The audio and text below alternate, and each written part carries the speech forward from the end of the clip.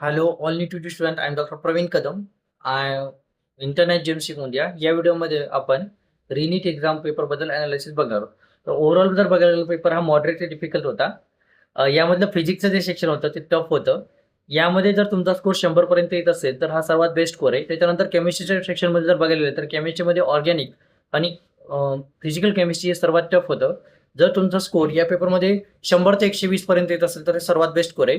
त्यानंतर जर biology section बघायला गेलं तर बायोलॉजी सेक्शन सर्वात इझी होतं. त्याच्यामध्ये सरळ सरळ एनसीईआरटी बेस्ड क्वेश्चन होते, वन लाईनर होते.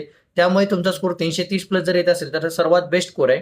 आणि जर ओव्हरऑल अनालिसिस बघून जर आपण एक्सपेक्टेड कट ऑफ जर सांगायला गेलं तर 560 ते 570 हा महाराष्ट्रातील जीएमसीचा कट ऑफ असू शकतो.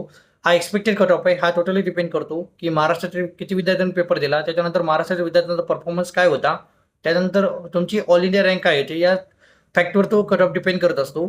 आता आपल्याला एक्झॅक्टली कट ऑफ हा नीट रिझल्ट आल्यानंतर कळवूनच जाईल. या व्यतिरिक्त जर तुम्हाला काउन्सिलिंग रिलेटेड काही डाऊट असेल, मला माझ्या या मार्कवर कोणतं कॉलेज भेटू शकते, काउन्सिलिंग प्रोसेस कशी असते, त्याच्यानंतर ॲडमिशन गायडन्स, याबद्दल जर तुम्हाला कट ऑफ अनालिसिस याबद्दल जर तुम्हाला काही डाऊट असेल तुम्ही माझ्याशी संपर्क साधू शकता. Thank you for watching. If you like my analysis, you can like, share and subscribe to all your friends and NEET UG student.